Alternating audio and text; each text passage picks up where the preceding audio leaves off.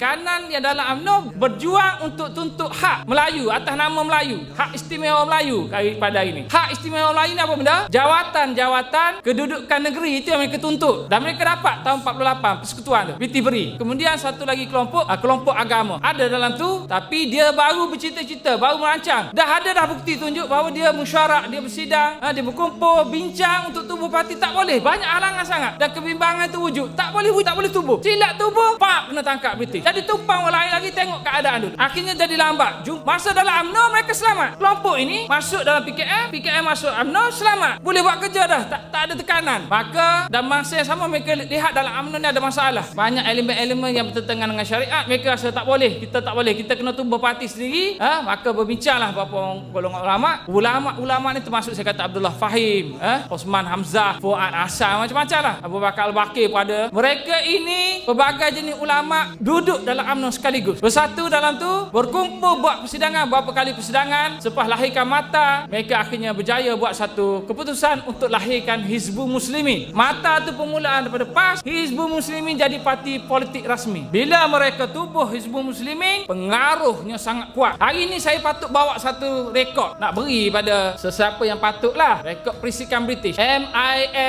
MSS-PJJ nama dia. Jadi rekod Perisikan British, Malayan Security Service Special Branch, Political Intelligence Journal, tahun 1946 ada 1948. Rekod yang komprehensif, ada 2000 halaman. Dengan saya satu rekod. Saya nak bawa lah hari ni, tak muat pendrive, besar sangat. Nak masuk external hard disk pun tunggu 3-4 jam pun tak sanggup.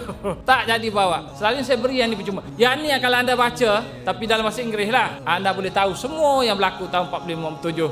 Apa benda sebenarnya. Kita boleh faham sejarah dengan yang ni saja.